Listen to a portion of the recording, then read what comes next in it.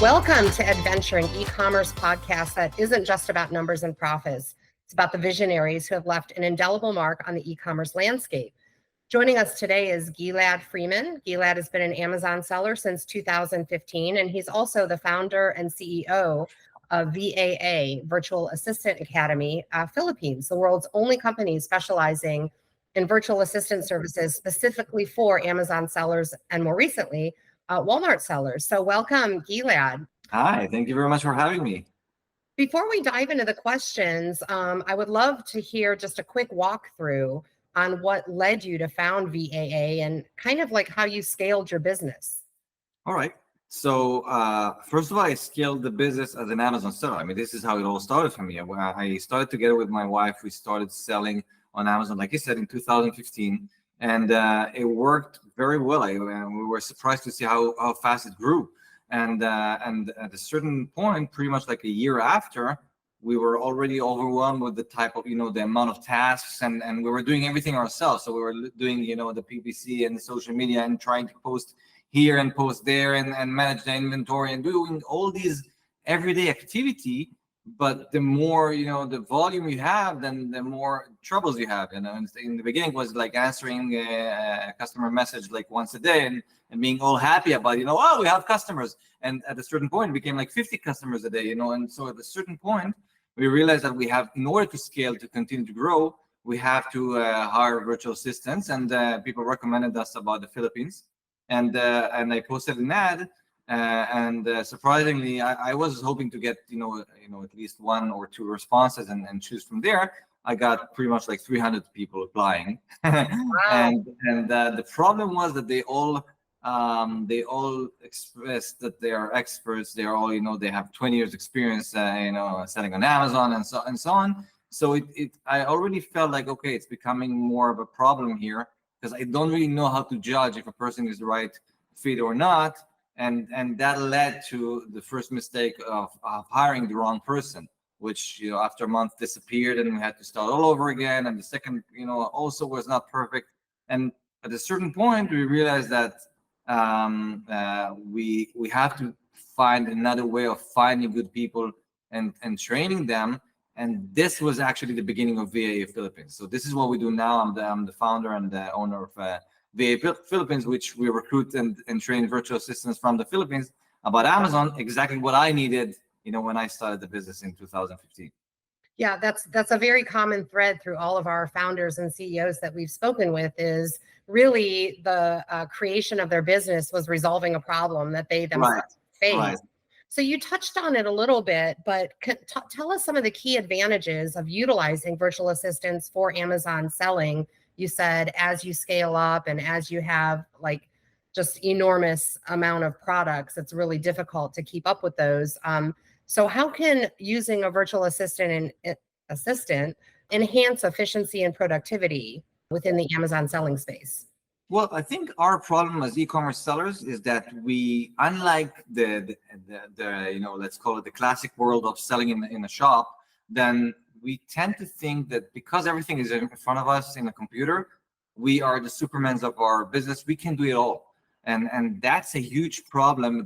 It's called the Superman syndrome, actually, because we do it all. Because when we have customer, question, then we are the one to answer it because who knows better than us? And if you're managing your PPC, then you're doing it yourself because I know my business, I know the right keywords, and we tend to do it all, and we forget that it should not be that way. I mean, if you look at a regular business. Back in the old days when people, opened, a restaurant, for example, then you'd open a restaurant, you'd know that you have to invest a lot in the beginning, if in marketing, in decorating the place, in hiring personnel. You'd not be the server and the bartender and everything in your store, and that's obvious to you from day one. And you invest all this money from the beginning, hiring all the staff. And not just waiting for the business to grow in order to think of maybe I should hire a person. And we don't do that at e-commerce. And that's the reason why so many businesses fail after a certain point on Amazon, because they think, I'll wait till I get to 50K and then I'll hire my first person, instead of thinking, okay, let's build this from the beginning the right way. That this is why people used to do it before, because that's the right way to do it, and then it will help me to scale faster. So basically, virtual assistants are there to help sellers in all the everyday activity that repeats themselves day after day after day, and they are not high-level tasks that only the owner of the business should take for themselves. I always ask myself, is this a task that I'm doing now? Is this something that only me, as the founder and CEO of the company, I should be doing this by myself? Is this something like for the long run, making like a strategic decisions about the company and so on, that only me with my knowledge and experience, I could take this call? Or somebody else, obviously with the right, personality, with the right training, with the right capabilities, but somebody else can do it instead of me? And if the answer is yes, somebody else can do it instead of me, immediately I think of, okay, how should I proceed into delegating this task? And maybe I need to build something. Maybe there is a process, a procedure, SOPs, but I already start to build in my head, the way to delegate this to somebody else. Yeah, that makes a lot of sense. I know that we've heard in the past, kind of removing the emotion out of it. When we start a business, we feel so responsible and we have so much ownership over that it really does sort of put up a blocker for us to scale, because we're so afraid to delegate. And that's true in a sense, that nobody's going to do it like we do. But I think on the flip side of that, there's many people that can bring strengths and complement what you're already bringing, and maybe see it in a different way. So you talked about sort of automating certain tasks for virtual assistants. What specific roles and responsibilities do you recommend assigning to virtual assistants within being a seller on Amazon? All right. So going a little bit backwards, I would say that for me, the key point is 80% proficiency. So it means that, like you said, nobody else can do it better than me. Okay, I'm the best person to do a customer service for my business.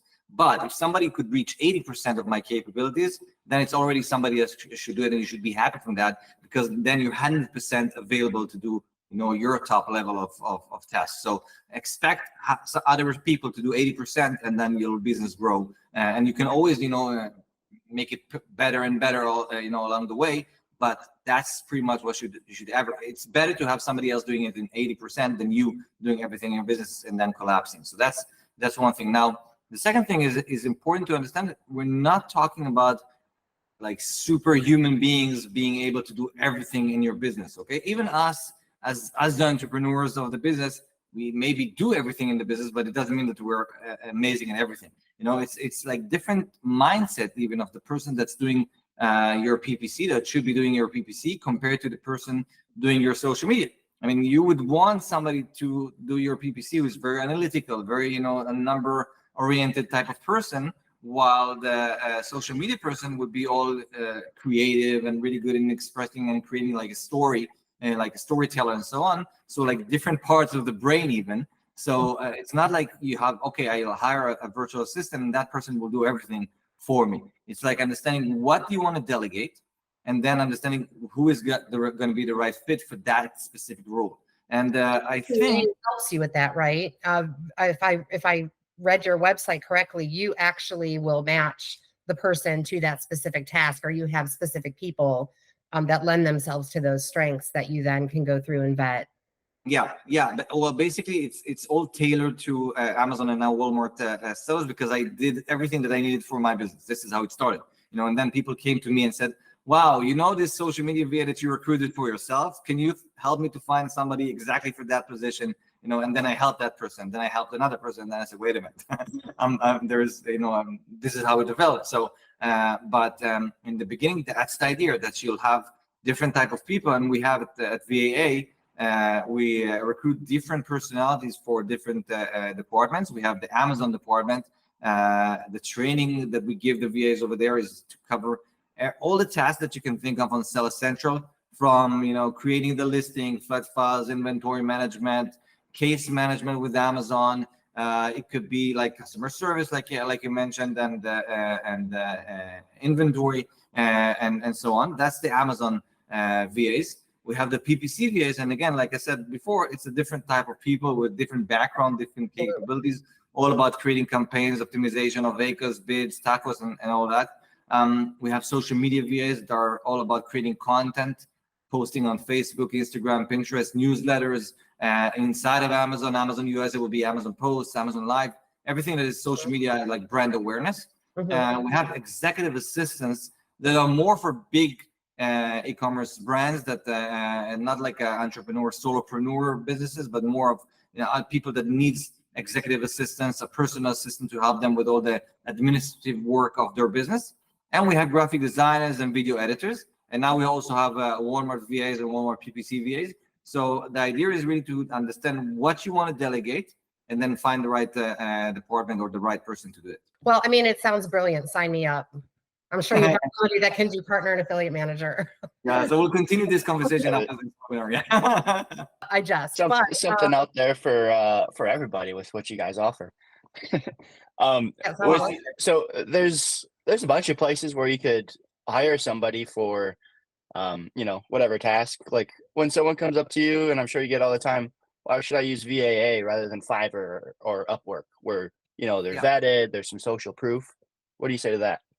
Well, we're different. I think first of all, we're an Amazon focused company. So we're like really like almost everything we do is Amazon. It's different from like going to Fiverr and when basically everyone, you could work on Fiverr, I could work on Fiverr. I mean, it's you just post your ad over there, you write whatever it is that you write over there, you bring all your friends to write some reviews, and then nobody really knows who you are, and then and then what's your capabilities. And what we do is different. We recruit people ourselves. So we have a recruitment process that takes almost 2 months, in which we do not really care about what they say about themselves on the resume, which is almost always exaggerated and manipulated a little bit, but we want to see their personality. We want to see their potential. So we're looking for things like their motivation level and how committed they are. And if they're just looking for a job so they can leave after a month in order to add you to their resumes and ask the next person for a higher rate, or they're really here for the long run, are committed and they're capable of, we're giving them tasks to see how they think, if they think outside the box, how they handle, different situations. This is why it takes us 2 months. And that was really the problem that I had in the beginning. The reason that I couldn't find good VAs in the beginning was because I was only looking at what they wanted me to see. So I was looking at their resumes and I was comparing according to their way of measuring and comparing. And then you're about to fail because it doesn't tell you anything about if this person is serious enough and so on. So I hired the best person that according to the resume, and that person disappeared after a month. So now we're doing it differently. We're recruiting them. We're vetting about 98% of the applicants. So we're left with about 1.5 to 2% in the end of these 2 months, and only this 1.5% will be joining V.A.A. And then what we do is we train them ourselves. So we know exactly what they know and what they don't know. And what they don't know, we know we train them again. And we make sure that they have the level that we require, instead of just counting on what they say about their knowledge. Yeah, that's definitely a smart way to do it. And I really like that point that you bring up about first looking through and finding somebody that's motivated and you feel like it's going to be a good cultural personality fit. And that's a great way to start it off. And yeah, and I tell you something. I mean, sorry for interrupting, but a lot of times, we are, like you said, it's different cultures. So we are judging people based on the wrong standards. Because, for example, somebody could be really shy in the first interview and not talk a lot, but after working with you for about 2 weeks or so, when they will gain confidence and they, you give them the feeling that you trust them, then you'll see that they're amazing. And wow, I didn't know this about you. And I'm going to give that person more and more responsibilities compared to somebody who's going to be really like all talkative and with confidence in the first interview. And you think, wow, this is like an A player. I'm going to hire that person. And that's, and actually that's not, they know how to play the game for that interview. But after that, they're not going to show up on time again and again. They're going to give you excuses why, while they're working in another job in the same time and so on. There's so many things that you do not know about them, and you're judging them based on the wrong criteria. And that's really just a good rule of thumb in any hiring practice. I mean, skills can be taught, right? I mean, most skills can be taught, especially something as specialized as, the task that you probably would have them do selling on Amazon. But having the right personality, the right motivation, not only is a better fit for you, but for the employee as well, right? Because a happier employee, when they're a good match, is going to stick around. Agree. And there are things that when us as individuals, when we're recruiting people, we don't have enough time. So we're, okay, let's read 5 resumes, 10 resumes, okay? And from them, let's choose the best 3, interview them, and choose the best one out of them, and that's it. Well, we have hundreds of resumes sending to us every week, and we have a lot of interviews, and then we have the time to measure them, over different tasks that we want to test. For example, you want to see if that person is committed enough and if they show up on time. So it's not like showing up on time for the interview. It's showing up on time during a training period of 2 months. So you know that that person is serious enough compared to those that will show up on time on the first week and then will start, to not show up or give excuses and so on. It's something that you can see over time. And I think that's really one of our best, strengths, is because we take our time. We know how to find the right people. So what may be a good fit for you may not necessarily always be a good fit for the person that you're matching them up with. So do you have processes in place if you match a virtual assistant with somebody that needs a PPC expert? They just don't have a great managerial match. Do you have processes in place to kind of resolve that conflict? Yes. So actually, the way it works is that we do not just throw VAs at sellers and wish them good luck. We want to make sure that they're going to be happy from the work with the VAs, that they know how to work with VAs and how to build a schedule of work and which mistakes to avoid and so on. So in order to connect them with the right person and following up with them over time, then what we do is, first of all, we connect them with a manager from our side, from the customer experience. And that manager will meet them before the connection to the VA and will ask them a lot of questions, like, for example, like which hours of work you want to work and what your expectations are and which tasks you're going to delegate and what's important to you and so on, in order for that manager, based on her knowledge of these applicants over 2 months of filtering, then she knows who's going to be the right person instead of just connecting them with somebody that on the paper should be fit. And then after that, she's going to follow up and work together with them to give them a lot of guidance of how to prepare for the first day and the first week of work with the VA. And if there are any problems after that, then they know that they always have somebody to reach out to in order to work with them over time until we are absolutely sure that it's working out. And then we continue to support them with more and more ideas of what else the VA can help them with and so on. And something else that we do is that we keep training the VAs all the time also, because Amazon and Walmart, they're always changing. The Amazon that I started with, in 2015, wow, it's completely different from Amazon of today. So we have to make sure that the VAs there are not, left behind. Yeah, if only you could harness all of that knowledge into the dating apps, because I'm missing piece. We need that manager and all of those dating apps.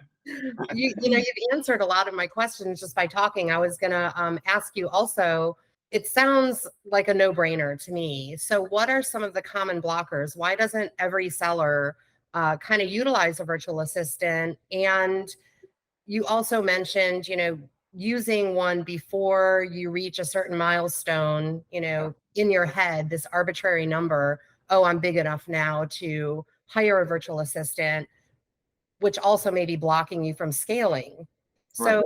what is sort of a good barometer for somebody to use to say, okay, I'm ready, this is the right time, and how do you remove those blockers from somebody saying, I don't know if this is right for me? It's funny because of the nature of our activity, we work with all types of sellers. So I've seen like very big sellers, 8-9-figure sellers, that all they want to do is what else I can give to my VAs to do and what else can I delegate in order to continue to grow. And I see also beginners that they're just starting launching their first products. So for them, obviously the money is an issue here. But then still you can see 2 types of people. Those, like I said, we have a problem of delegating because we think we want to centralize things. It's not only about the fact that we don't want to let go, it's because we're just starting. This is it. We want to make sure that it's working the right way, and it's hard for us to let go. And also because it's like, if I can do it for free for myself, then maybe I should not waste my money on somebody else to do it. But I think we forget that our time is valuable as well. Actually, much more valuable compared to any other task that somebody for $5 an hour can do for you. So, you're the only person that's worth, the level of the company. So you should be focusing on the $100 an hour, $1,000 an hour, $10,000 an hour, type of tasks in order for the business to grow to that level, instead of focusing on the, on the $5 an hour task that, somebody else can do for you. And what we see here is that we see those that, they come from the beginning and they know that exactly like they need to put some money on the side for advertising. You cannot just put all your money into the product, put it on Amazon and hope for the best. You know that you have to have some sort of an amount stocked, on the side for advertising, for marketing, for, replenishing and so on. So you have to have all these as a part of your business model. And here is the same thing. You have to understand that if you want to grow fast enough, then you should hire, from as fast as you can, somebody else. I think that the level is that the moment that you see that you know how to do a certain task yourself, and you know how to manage somebody else to do it, then you should already think of, okay, I should delegate this. If I have, I should plan for this in advance, but then focus on the next task. Okay, clear my time to learn more and to go to webinars and listen and do other tasks that are more profitable for the business, instead of continuing to do the same things that will not teach me anything. If I'll continue to do the customer service again and again and again, it will not teach me anything. It will not grow the business. So I always need to think of that. And I think that's the idea. We see sometimes sellers that they come to us and they say, I don't know nothing about PPC, but I want a VA to do, for example, but I want a VA to do it for me because I don't know nothing about it. I want the business to grow, and I want to hire a VA. And then they would go and put an ad, and then they will fall to the trick of every VA in the world, not only in the Philippines, in the world, that will tell them, of course I can take your business to the next level. Of course I've done this for very big sellers and so on, and they want to believe that. But the reality, at least the way I see it, is that you need to know at least the same level of your VA in order to work as a team. You're going to be managing a person, you're going to be managing an employee, and you need to know if the VA is doing a good job or not. You need to know if what they recommend you to do is good or not. It's the idea that you don't have enough time. It's not that you don't have enough knowledge. You need to know what the VA is doing for you. You need to manage the VA, but you don't need to do everything yourself. It takes forever to do keyword research again and again and again, and creating the campaigns and optimizing them. You don't need to do it, but you need to know what it means to do a good keyword research. You need to know if what type of of ads you have on Amazon. That's what I'm saying. Well, that leads me literally right into the next question that I had prepared, which was, how do you separate the kind of ROI between your business and the actual performance and efficiency and effectiveness of your VA? So I think a lot of people may say, well, my business hasn't really grown by X amount or whatever, so therefore my VA really isn't working as well as I had expected.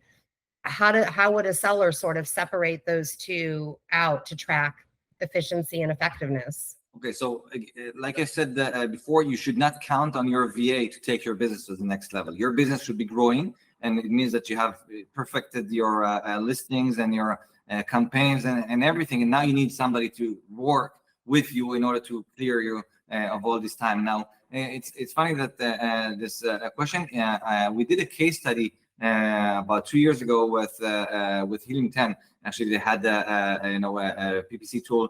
I think it doesn't exist anymore, but at the time, 2 or 3 years ago, it's called Atomic.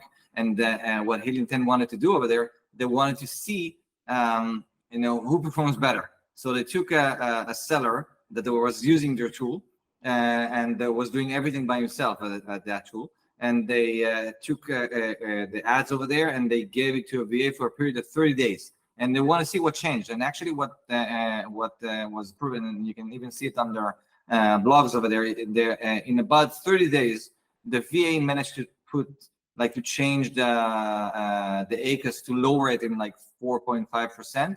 And the sales went up by $15,000, just by having somebody else doing it. So it's not only that the VA managed to, have the ROI and support his own cost, basically, but also growing the business in the same time and clearing the time for the seller. So it is possible that you hire a person, and that person will grow your business and not only clear at the time. But I think the idea is really to make sure that you know how to work with your VA, that you know what the VA is doing for you. Not only hire a VA because you don't know how to do it yourself, so you don't even know how to measure if the VA is doing a good job or not. Yeah, so like any manager, you should have the overarching vision and delegating those campaign management and keyword research and all of that to your virtual assistant. Yeah, even the best example I think is on social media. A lot of people do not know anything about social media. They know that they should have social media. They should have social proof, for the product. So they hire a social media VA, and that's okay. You don't need to be a super expert on social media, understanding all the different things of how to post and all the hashtags and all the, TikTok and all that. But you need to understand, and if you're hiring now with social media, that's a good opportunity for you to learn about it and to learn what the VA is doing for you and to work together with your VA. You don't have to come from a position of an expert, but you need to work with your VA and understand what the VA is doing for you. And so you could have, a more intelligent talk between you and your VA as an employee. What's like the general tenure of a VA that you see with one company? In our company or in general? In general, there's a big problem of let's say that I hired a VA and for my customer support and everything, and they're they're doing a great job. Is that generally, do they stick with the company for 6 months, or do they not leave?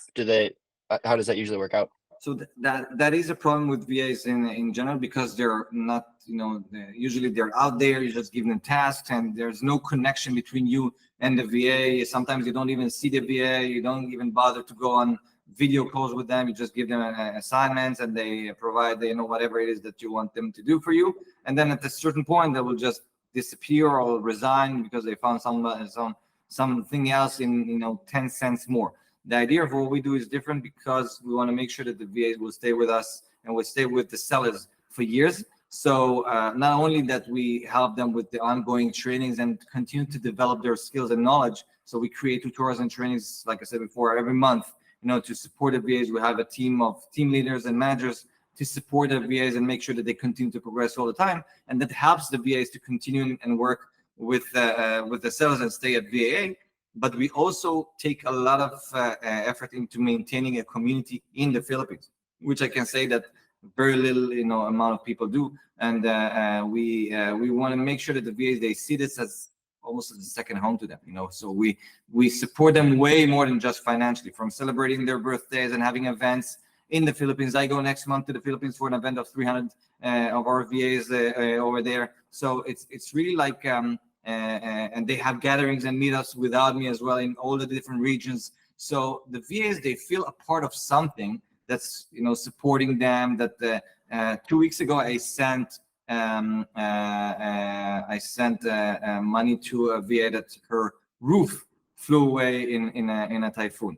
So it's really not to understand where they're coming from, to understand how we can help them. And when they see this and when they feel okay, we have somebody taking care of us. They have somebody that's a company that's here for the long run, that's supporting us, supporting our families sometimes, and so on. So they stay with us for years, and then they stay with the sellers that they're working with. They give better performance because of it. And I think that's a problem that a lot of sellers are not doing. They're not even thinking of going to the Philippines, for example. But even the little of treating the other person as as a human being and taking care of them and making sure that they're happy from their work. And sometimes it's even like, okay, tell your VA what's your, what you are planning for them for the future. So many people are afraid to even tell the VA, okay, if everything goes well next year, I want to give you a raise. The idea is that I'll hire another VA and you'll be managing this VA and your rate will go. They're afraid to talk money with the VA because, everything's working well now. I should not mention anything. And you're not giving the VA any incentives to stay with you, basically, because if you're not giving them any incentives, then why should they stay with you and not, look for other jobs in the same time? Yeah, it sounds to me like not to say that it's obvious, but like the same practices that you would put in place to have like a successful, great culture within a company, you take that and overlay it into the VA space, which isn't there. Hard to put that on website copy, but anybody that's gotten this far into the podcast will realize, wow, that's a great differentiator. That's why I should use V.A.A. Yeah, but you know what? Even if you just want to hire a VA yourself, then know these things. Know that it's important that you'll treat, the other person as a human being. You'll take care of them. They should become a part of your business. You should, take care of them. I think it's super important. Not even if you're not going to use V.A.A, ever. No, I think that's a great Yeah, point. I think absolutely. being connected to that person, to that company, feeling appreciated and valued. I think at our core, that's what we all crave, is just to know that we're valued. All of us, yeah. It seems simple, but that's a great tip. And I would imagine that you have several different feedback loops built into your processes, both for the VA and the seller or company rather. Yeah, I mean, the sellers that are working with us, because they're working, we're not like I said, connecting them with the VA, wish them good luck and disappear. Because we are a part of the training of the VAs because we have team leaders and managers that are connected to the sellers, then we always take this feedback and making sure that everything is okay with the VA. If there is some sort of a problem with the VA, with the seller, with the attitude, something like that, we know about it. We talk, when we talk to the seller, we a lot of times we help. Sometimes it's also a cultural thing, that the VA is not going to be talking directly to the seller about it, but they will come to us and mention that to us, and then we help them with that, and we make this gap in order to make it work for the long run. Okay, so we only have a few minutes left. What are your top 3 questions that if I were to look for a virtual assistant, what are the top 3 things I probably would want to look for? Well, if you're looking for a virtual assistant, one, don't look for their experience, okay? Look for, go deeper into understanding their character and what they're about, instead of just looking at what their resumes of what they want you to know about them. Second, don't be afraid to talk to them about your plans for the future, about rates. Think of paying them more than paying them less. Okay. Sometimes people say to us, okay, well, with this amount of money I can, and we're talking about like $5 an hour. Okay, but they can say, oh, $5 an hour I can find somebody for $4. But yeah, but then what? Then the VA will go to somebody else that they can get for $5. So then don't feel like, okay, this it's already very cheap. So don't be cheap with your VA. Give them pay them more so they'll stay with you for years, and treat them right. I think that's what matters. And then the third thing is like patience. Okay, things do not happen overnight. It's not like a fire and forget. That you hire somebody and then the day after you give them everything, and if they are not if they're not capable of managing it as you on day one, then what? The hell with it. I'm going to do it myself again. That's not what you need. Patience. You need to understand, like I said before, the 80% performance, and then grow from there and start slow and build it for years. Yeah, it doesn't sound very much different than launching a product on Amazon, right? 90% of the work is pre-launch, right? Doing your research, making sure it's a good fit and profitable and all of those things. And those same tenets probably could be said for hiring a VA that's a good fit for you. Is there anything you wanted to share with us about V.A.A that you have going on right now? Any new projects? Yeah, I mean, like I said, we're about a year ago we started training our VAs on Walmart. So now, in addition to being an Amazon-focused company, we've also trained our VAs on Walmart. We see more and more Amazon sellers shifting into Walmart, not instead of Amazon, but in addition to Amazon, expanding into Walmart. So we've trained the VAs on that. We partnered with Walmart on that. So they help us to train the VAs and to make sure that they have the right standards. And we're also always looking for what's new now. It's TikTok Shop on social media, and it's everything that could help the sellers. We're there.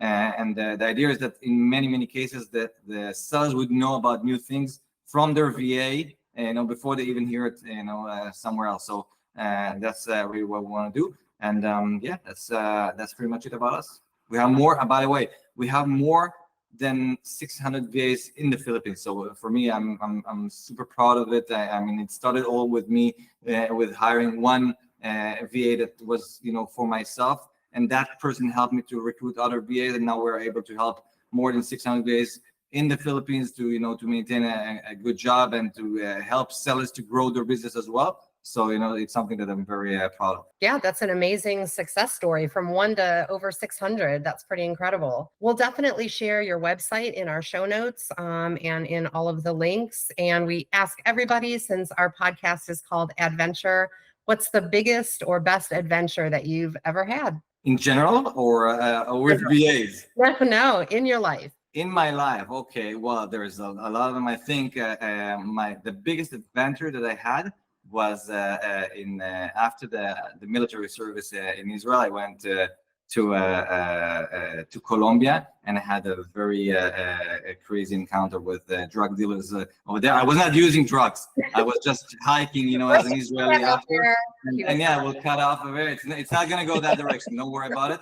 But I managed to get out of this. Nothing to do with drugs. It was just I was on the wrong place at the wrong time, and it got me into understanding that life is really all about understanding the moment and enjoying it and enjoying life, and understanding that we're very lucky people. So it's always I'm grateful for what we have. It is always a fascinating question to ask everybody. And without a doubt, everybody surprises me. I was not expecting that answer at all. And it was just the beginning. So maybe after this podcast, I'll talk more. Yeah. And nothing against Colombia, but you're not the first person that I've heard that about. Really? I just want to thank you once again for joining us on the Adventure Podcast. It was a great chat. I'm sure we'll talk again soon. Check out our show notes if you want to connect with Gilad or are interested in more information on Virtual Assistant Academy Philippines. Thanks so much. Thank you very much for having me. It was great. Take care.